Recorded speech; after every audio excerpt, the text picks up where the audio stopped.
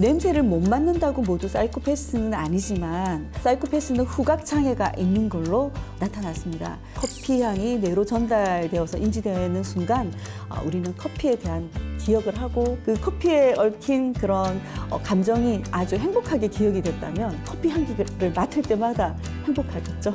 기분이 우울할 때는 뭔가 기분을 업시켜주는 그런 오렌지와 같은 향기를 나도 모르게 이렇게 지게 됩니다.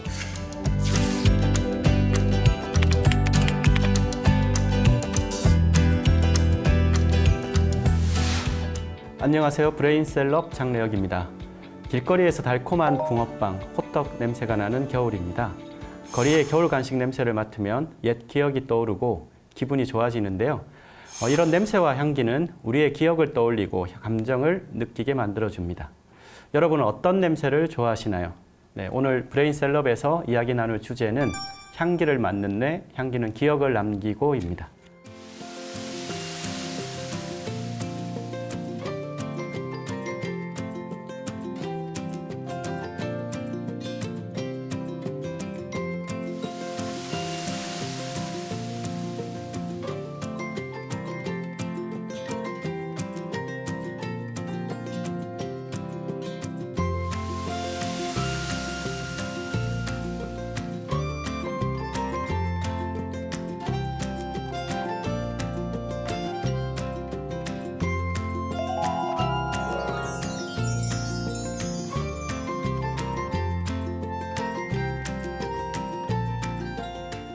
오늘 함께 하실 브레인셀럽은 국제브레인 아로마 테라피 협회 한다경 회장님이십니다. 반갑습니다. 네, 반갑습니다. 네, 한다경 회장님 직업이 아로마 테라피스트이신데 이름만 보면 아로마를 활용해서 테라피를 하는 것, 아로마 테라피 맞나요? 네, 저희는 방향성 약용식물의 어떤 뿌리나 잎이나 줄기 또 나무 껍질, 열매, 씨앗 이런 것들에 의해서 만들어지는 그런 에센셜 오일을 가지고 테라피를 하는 그런 직업이 이제 아로마 테라피스트라고 할 수가 있는 거죠. 네, 그럼 아로마 테라피스트는 이 후각이 다른 사람들보다 좀 섬세해야 유리할까요?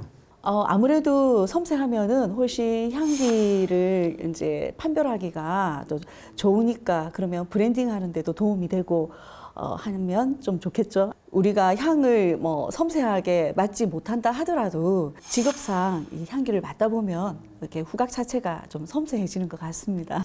직업상 그럴 수 있겠는데요.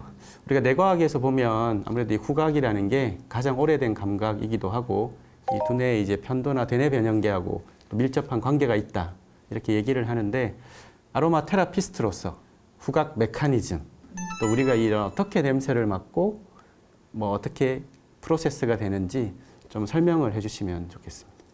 우리가 냄새를 맡는다는 것은 공기 중에 떠도는 그런 그 향기 분자들, 냄새 분자들 이런 분자들이 코 속에 우리가 갖고 있는 후각 그 수용체에 접속이 된다라고 이렇게 볼 수가 있겠죠. 예를 들어서 어떠한 커피 향을 맡았다. 그러면 커피 향에 대한 어떤 향기 분자들이 우리 그 코 속으로 들어가서 후각 수용체에 접속을 하게 되고 그러면 그 후각 수용체에 접속된 그런 향기 분자는 또 정기적인 어떤 신호에 의해서 우리 대뇌 변형계로 이렇게 전달이 되는 거죠. 그래서 그 전달된 정보에 의해서 우리는 커피 향이라는 것을 기억하고 커피에 대한 그런 느낌을 또 갖게 하고 그렇게 인지하게 됩니다. 대뇌 변형계에는 감정과 기억을 담당하는 또 편도와 해마라는 곳이 있지 않습니까? 네. 그래서 커피 향이 뇌로 전달되어서 인지되는 순간 우리는 커피에 대한 기억을 하고 커피에 얽힌 감정도 기억하게 되고 그 커피에 얽힌 그런 감정이 아주 행복하게 기억이 됐다면 커피 향기를 맡을 때마다 행복하겠죠. 네. 후각이라는 게 그 사람의 기억과 굉장히 밀접한 관계가 있다고 얘기할 수 있겠는데요. 혹시 그 마르셀 프루스트라는 사람이 그 이제 소설, 대하 소설을 이렇게 썼는데요. 그 중에 잃어버린 시간을 찾아서라는 그 내용을 아시죠? 네. 네. 거기에 보면 주인공 마르셀이 이제 성인이 되어서 그 홍차를 그 마들렌하고 같이 먹으면서 그 마들렌의 냄새를 맡고 어린 시절을 회상하는 그런 내용이 있거든요. 네. 여기에서 이제 프루스트 현상이라는 그런 말이 나왔습니다. 그래서 프루스트 현상은 냄새를 통해서 과거를 기억해내는 것을 말하는데요. 특정한 냄새는 우리가 시각이나 청각보다 훨씬 더 빠르게 과거의 기억을 떠오르게 한다고 합니다. Elle est là, ta mère. Dans les eaux troubles de ta mémoire. Tu leur balances quelque chose qu'ils aiment. Et là, tu commences à voir des trucs remuer sous la surface. Et pour ça, faut un hameçon. C'est des madeleines toutes bêtes, hein. L'hameçon, il est là-dedans. Ni l'un ni l'autre, il fera ce qu'il veut, mon gamin. Allez, viens, Paul. On va chercher des glaces. 그럼 그토록 중요한 이 후각 시스템이 문제가 발생했을 때는 어떤 좀 부정적 영향도 있을 것 같은데요. 냄새를 못 맡는다고 모두 사이코패스는 아니지만 그 연구에 의해서 사이코패스는 후각 장애가 있는 걸로 나타났습니다. 이 사람들의 특성은 보면은 공감 능력이 부족하다든지 이기적이라든지 뭐 또는 감정 교류가 좀 잘 안 된다라든지 그런 그 특성을 또 보이기도 했다고 합니다. 제 생각에는 이거 역시 후각 시스템의 결여로 인한 어떤 대뇌 변형계의 비활성화로 오는 문제인 것 같다라는 그런 생각이 듭니다. 저희가 지금 후각과 냄새에 대한 이야기를 계속 나누고 있는데요. 후각과 향기에 관한 그래서 아주 유명한 영화 향수 네, 보신 적 있으신가요? 당연히 봤죠. 네, 영화 향수 함께 보시겠습니다. 파리의 앞지나는 수산시장에서 버려지듯 태어난 장 바티스트 그르누이. 하지만 그는 천재적인 재능을 갖고 태어나는데 바로 후각이었다. 그는 향기로 세상을 보고 믿겼다. 가죽 공장에서 일하던 장 바티스트는 가죽을 배달하던 중 그가 태어나 자라는 동안 맡았던 향기 중 가장 향기로운 냄새를 맡게 되는데 한 여인의 퇴치였다.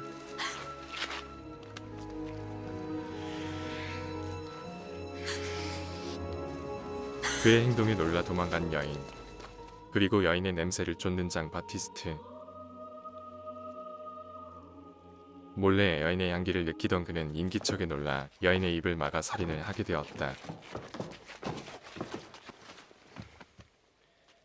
그는 사람을 죽였다는 것에 놀란 것도 잠시 여인의 냄새를 탐닉했다.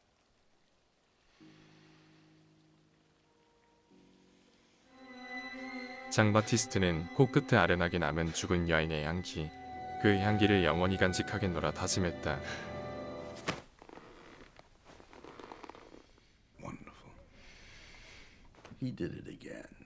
파리의 한물간 조향사 발디니는 뛰어난 후각을 가진 장 바티스트의 재능을 알아보고 함께 향수 제조와 판매를 하게 된다.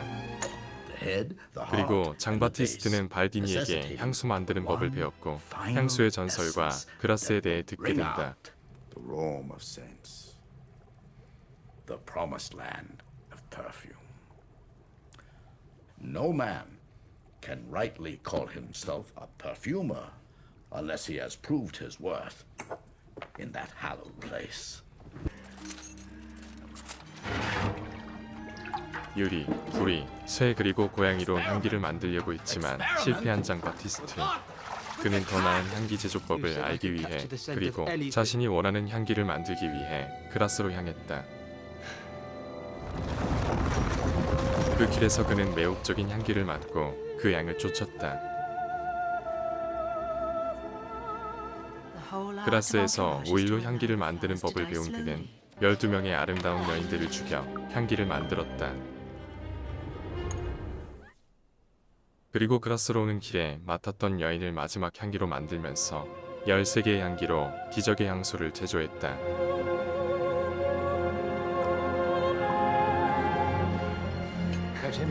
결국 체포된 그는 사형을 선고받았지만 간수를 비롯해 사형을 보기 위해 그 자리에 있었던 모든 사람들이 그가 만든 기적의 향수를 맡자 그를 추앙했다. This is no man! This is an angel!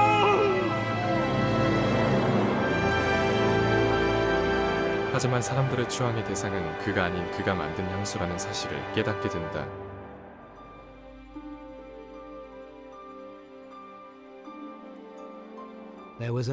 그리고 자신이 태어난 곳으로 돌아가 It could not turn him into a person who could love 기적의 향수를 and be 몸에 loved 뿌리고 like everyone 사람들에게 else. 자신을 내어주었다. So to hell with it, he thought. To hell with the world, with the perfume. Within no time, Jean-Baptiste Grenouille had disappeared from the face of the earth. 후각 말고는 가진 것이 없는 장바티스트가 보여준 향기에 대한 욕망과 광기, 집착을 그린 영화 향수였습니다. 영화 어떻게 보셨나요? 네, 저는 아무래도 아로마 테라피스타이다 보니까 저의 입장에서 좀 바라봐지는 부분이 굉장히 컸는데요. 첫 번째 향수 그 영화의 주인공이 굉장히 지극히 그 동물적인 내감각, 네, 그리고 뛰어난 후각 능력, 거기에 대한 표현이 정말 저는 충격적으로 다가왔었습니다. 그리고 두 번째는 영화 속에 있는 시대적인 배경이 그 18세기 프랑스를 무대로 하고 있지 않습니까? 그래서 그 시대의 향수 문화를 영화를 통해서 간접적으로 접할 수 있었던 것과 또 여러 가지 추출법들이 다양하게 영화에서 나옵니다. 아로마 테라피 역사와 맞물려 가지고 굉장히 흥미롭게 볼 수가 있었습니다.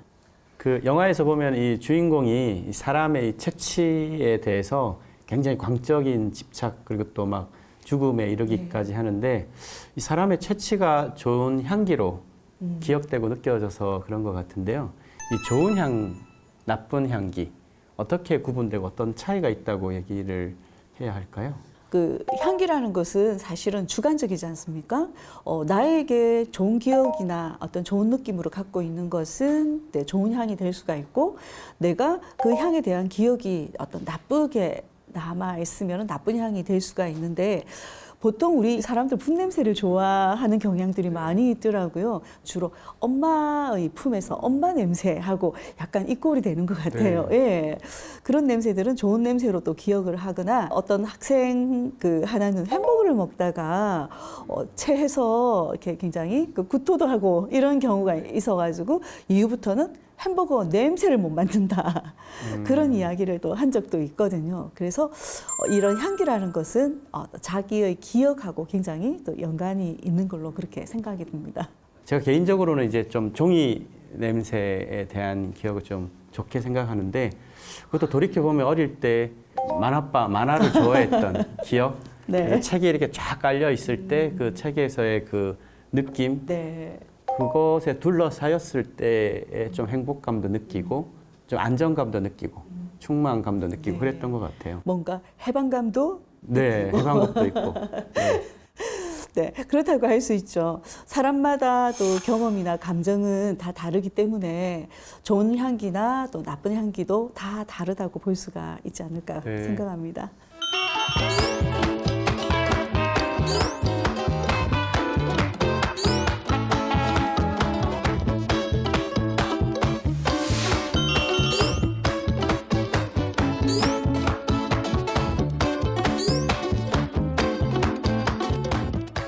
그럼 사람들이 좋다고 느끼는 향기로 이 치유에도 지금 활용하고 계신 건데요. 그래서 제가 아로마 테라피스트로 존재하지 않겠습니까?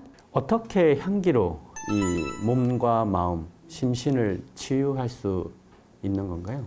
아로마 에센셜 그 오일은 그 식물의 2차 대사 물질로 이렇게 이루어져 있습니다. 또 플라보노이드나 뭐 또 테르펜이나 테르페노이드 이런 그런 물질들이 있습니다. 굉장히 분자가 또 작아서 향기를 맡았을 때는 빠르게 뭐 0.3초에서 0.5초 안에 이렇게 그 뇌로 전달이 되거나 피부에 마사지를 통해서 발랐을 경우에는 20초 안에 혈관까지 도달을 한다라고 하거든요. 향기 물질이 갖고 있는 효능은 뭐 항균 작용, 항바이러스 작용 또는 항염 작용, 이런 여러 가지 양리 작용들이 많이 있다 보니까 이 심신이 이완이 되고 진정이 되고 하는 그런 역할들을 또 하게 되는 거죠. 미국 워싱턴주에 있는 모 주립대학 연구소에서요, 주파수 모니터를 이렇게 구축을 했다고 합니다. 거기에서 보면은 건강한 뇌가 가지는 주파수가 71에서 90MHz라고 했습니다. 그리고 죽음 직전으로 갈수록 주파수가 떨어져서 24MHz고요. 암 환자들이 갖는 주파수가 42MHz를 갖고 있다고 합니다. 그런데 그 에센셜 오일은요, 주파수가 52MHz부터 최고는 530MHz까지 주파수를 갖고 있는 그런 이제 연구를 해서 제가 그 자료를 보게 되었었거든요.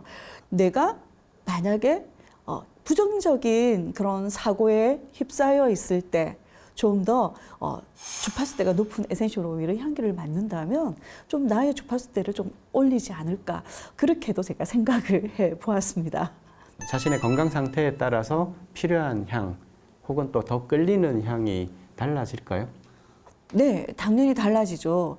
우리가 몸에 염증이 생기면은 막 열이 나게 되어 있지 않습니까? 네. 그러면 염증 완화 에센셜 오일을 이렇게 바르게 되거나 향기를 맡게 되면은 염증이 나아지면서 열이 내려가게 된다든지 그런 메커니즘에 의해서 아로마를 선택하게 되는 거죠. 기분이 우울할 때는 뭔가 기분을 업 시켜주는 그런 오렌지와 같은 향기를 나도 모르게 이렇게 지게 됩니다. 그리고 좀 내가 많이 피곤할 경우에는 라벤더 향에 손이 가게 됩니다.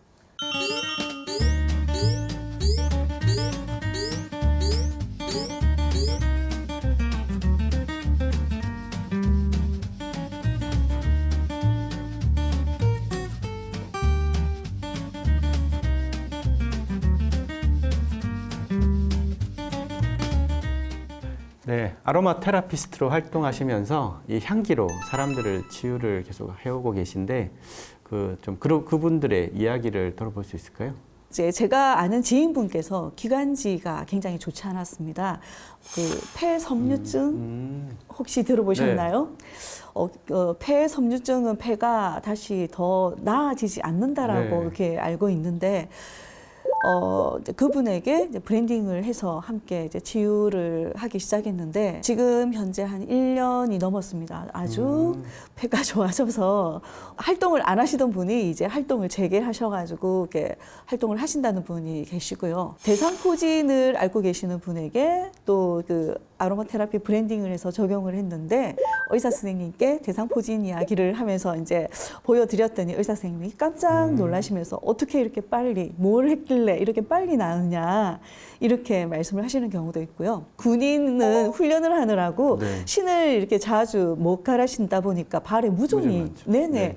그런 경우에도 이제 아로마 테라피 그 브랜딩을 해서 꾸준하게 발라주면서 무좀이 나은 경우들도 있고 아토피 피부도 나은 경우들도 있습니다. 네. 네. 그럼 마지막으로 이 아로마 오일에 대한 궁금증에 대해서 하나씩 질문을 좀 드리겠습니다. 아로마를 이렇게 약처럼 먹기도 보니까 하는 것 같던데요.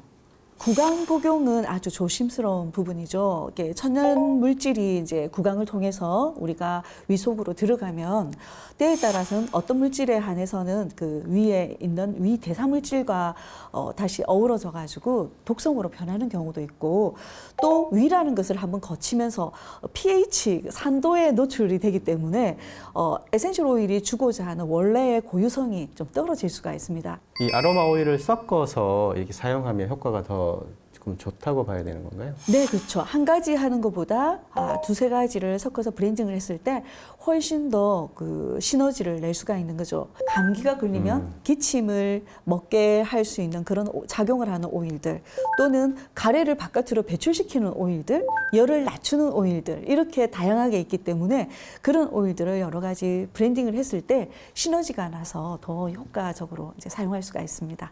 네, 이 아로마 오일은 그럼 천연 식물에서만 만들 수 있는 건가요? 그렇죠. 이 에센셜 오일 같은 경우에는 그 방향성 약용식물에서 추출을 합니다. 똑같은 식물이라고 우리가 인삼 에센셜 오일이 없고 분자 무게가 무거운 것들은 에센셜 오일로 추출되기가 조금 어렵습니다. 네, 혹시 인공 아로마의 효과 전혀 기대할 수는 없을까요? 그렇죠. 일단은 인공 향기는 석유계에서 추출을 합니다. 체내에 들어가서 배출되는 데까지 시간이 거진 한 6개월 이 정도로 장기간이 걸린다고 합니다. 하지만 에센셜 오일 같은 경우에는 보통 뭐 짧게는 서너 시간, 늦게는 한 하루 이내에 다 체외 배출이 되기 때문에 안전하게 사용할 수가 있습니다. 향기가 기억을 부르고 기억은 감정을 느끼게 만들어줍니다. 모든 향기가 좋은 기억으로 남아있기를 바랍니다. 브레인셀럽 향기를 맡는 뇌 이번 편에서는 아로마 테라피스트 한다경 회장님과 함께 했습니다. 네, 오늘 함께 해주셔서 감사합니다.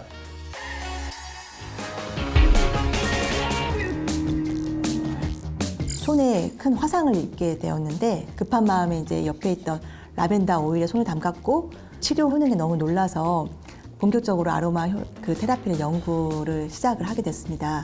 자몽 오일뿐만 아니라 이러한 시트러스 계열의 대부분의 오일들은 교감신경을 자극해서 다이어트에 큰 도움을 주는 것으로 나타났습니다. 수렴작용이 굉장히 뛰어나고 세포의 성장 촉진을 빠르게 도와주고 피부를 수축시키는데 아주 좋아서 기미주름, 이런 피부의 처짐을 예방할 수 있습니다.